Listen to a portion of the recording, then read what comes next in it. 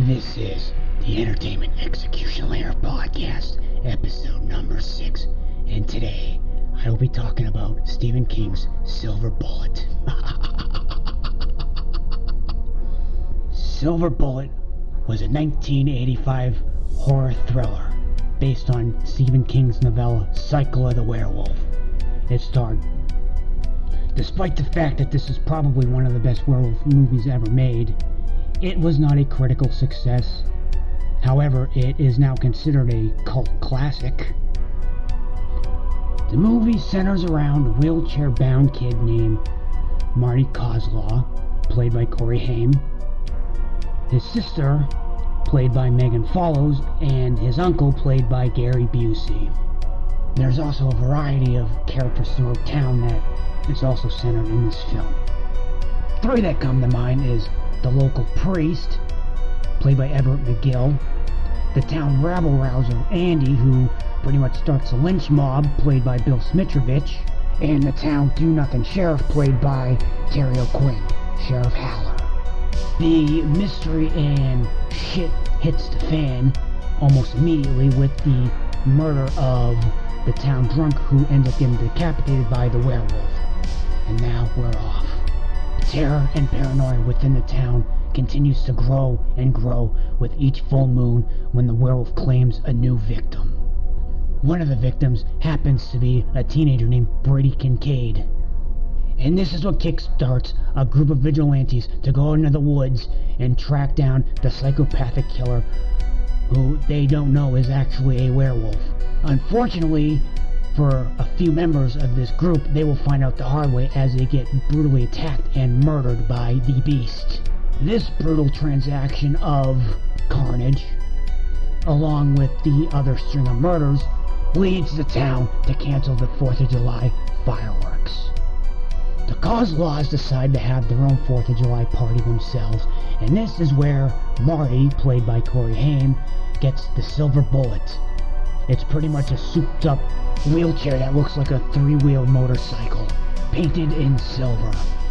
His uncle also gives him a whole bag of fireworks to celebrate the 4th of July night. And this is where young Marty meets the werewolf for the very first time as he shoots a rocket into the beast's eye. And the following morning, he enlists his sister to help him out to try and find out who the werewolf actually is. And by the way, up until this point, the brother and sister were pretty much fire and ice relationship-wise. Now, in this section, I am not going to give the identity of the werewolf away. Let's just say that young Jane Kozlaw spends the entire day trying to track down who this werewolf might be, and it's not until the very end of the day where she actually finds out who the werewolf really is. And then young Andy and Jane spend the next probably 15-20 minutes of the film harassing the identity of the person who the werewolf actually is. And then things get even better when they get their Uncle Red, played by Gary Busey, involved in this situation as well. He is only semi-convinced, however, that something is actually going on. And the only reason he gets convinced is because of some evidence that happens to have popped up, including the paint on the Silver Bullet, which was involved in a hit-and-run incident the day prior to Red getting involved in this situation.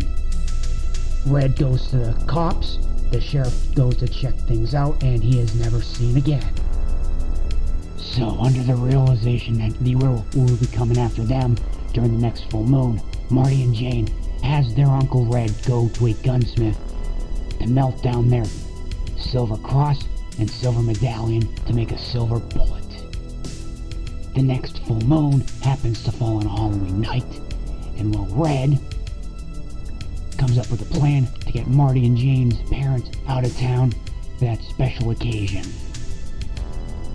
The full moon comes, the werewolf comes, a brutal battle happens, and the werewolf is left dead with a silver bullet going right through his eye. And thus, the terror of Tarker's Mills that took place in 1976 finally comes to an end. production note. Though Silver Bullet took place in Maine, the filming location was in Wilmington, North Carolina. And it took 2.5 months to complete, finishing just before Christmas. And another goofy thing that happened was the werewolf itself. It didn't look like a wolf, it didn't look like a werewolf, it looked more like a black bear, which a lot of people didn't like. In fact, it was almost completely panned. Don Coscarelli, the director of the Phantasm series, was the original director for this film, but he dropped out, resigned from the directing spot, and was replaced by Dan Attias. Gary Busey ad-libbed all his lines, and a modern dancer was hired to do the stunts for the werewolf, but was fired because his performance was just not up to snuff. The film was released by Paramount Pictures in 1985, and the movie ultimately grossed just over $12 million at the box office. Paramount released a DVD version in 2002, and on Blu-ray in Germany in 2017, and Australia in 2018. That release was under Umbrella Entertainment. Scream Factory did a Blu-ray release on December 17th, 2019. As for the reception, Rotten Tomatoes has Silver Bullet under the approval rating of 48%, based on just 21 reviews. Shockingly, Roger Ebert gave this film a 3 out of 4 stars. Vincent Canby of the New York Times dismissed the film as very low-grade Stephen King fiction, and thought the werewolf looked less like a wolfman, Smokey Bear, with a terrible hangover, whatever that fucking means. So, as you can see, this film was not the best critically acclaimed film out there. Should have been? No. Was this the best movie ever made? No. Was this the worst movie ever made? No. I'm gonna say, for a werewolf film, this is certainly above average. I mean, from the ones that I've seen.